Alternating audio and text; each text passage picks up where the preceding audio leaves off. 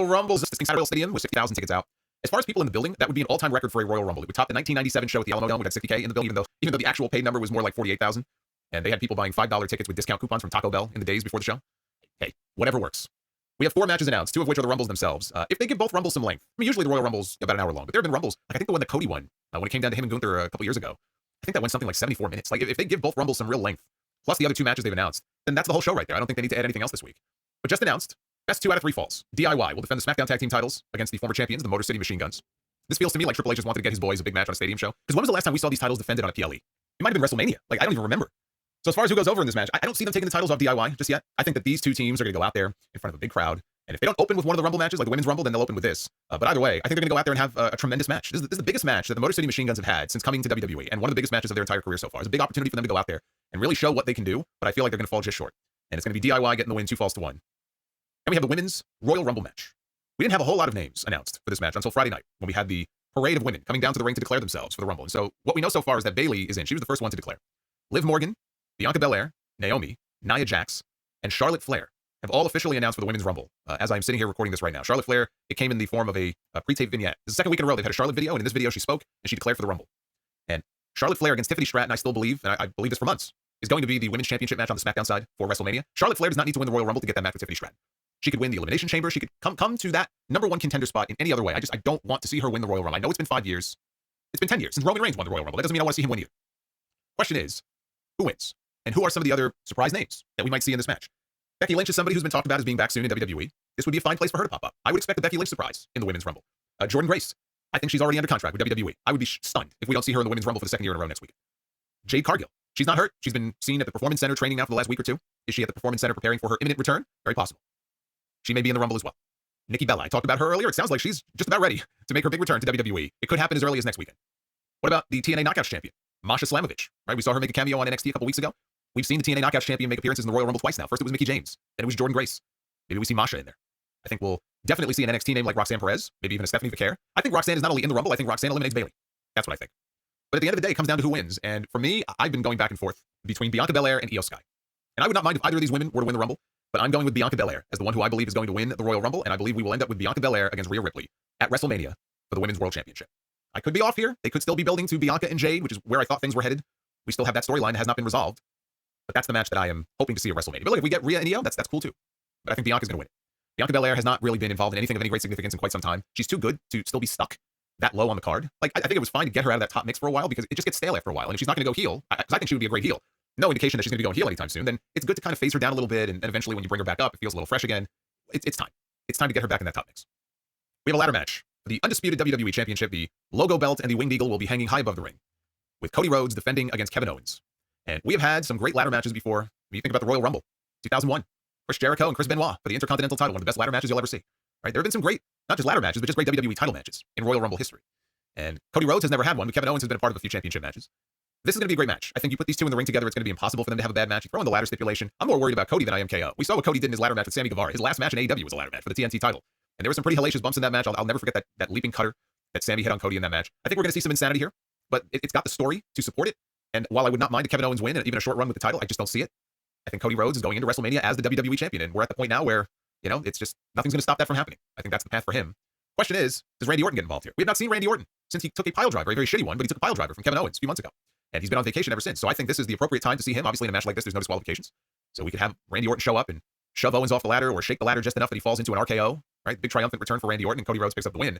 Now, remember the segment on Raw Monday night where Kevin Owens was really buttering up Sami Zayn. And then the other night on SmackDown, he was wearing a t-shirt that says Sami Zayn forever. So like really trying to butter up his supposed best friend. I care about you. I want to see you become world champion. You deserve it. You can do it, right? It could be you and me at WrestleMania for the championship. But in order for that to happen, I have to first win the title. And that can't happen if I don't beat Cody. And he was making the comment that I know I have your back, and I know when I need you, you'll have mine. And so it was a great segment, the way he was trying to manipulate Sami on Monday night. I feel like if Randy Orton is going to make his return here, Sami Zayn is not.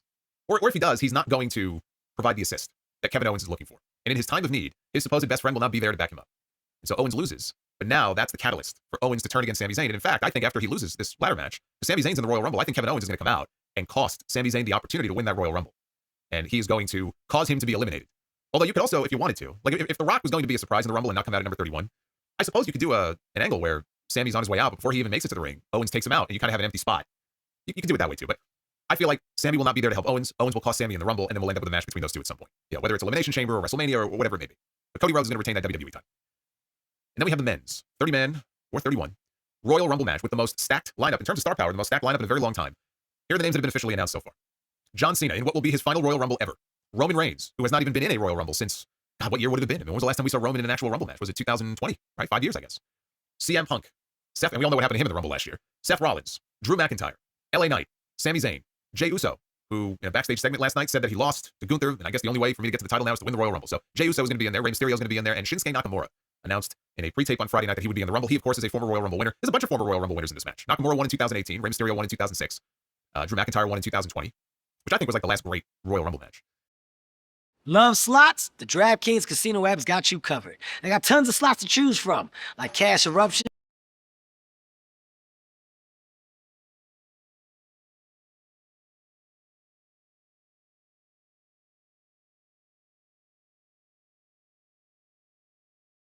Seth Rollins has won a Rumble before. Roman Reigns has won a Rumble before. John Cena's won 2 Royal Rumbles before.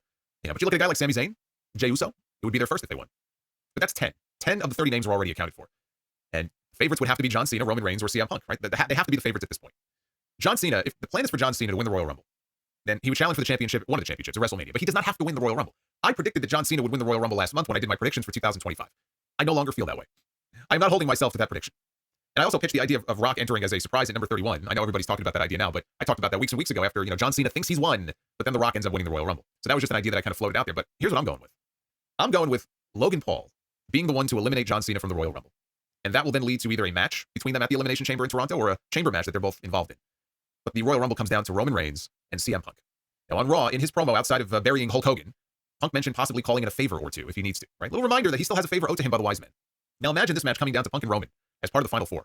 And Punk cashes in on that favor with Paul Heyman, creating some kind of a distraction that leads to Roman being eliminated, right? Now, I'm not saying it's an outright turn, like Paul Heyman has turned on Roman Reigns and he's back with CM Punk. I'm not saying that, but something that leads to Roman getting dumped. And CM Punk wins the 2025 Men's Royal Rumble match. I'm going with CM Punk for the win. I'm going with CM Punk and Bianca Belair as your 2 Royal Rumble winners. I think in the Rumble match, they're going to give the Iron Man spot to 1 of 2 people. It's going to be, or the Diesel spot, as it's called.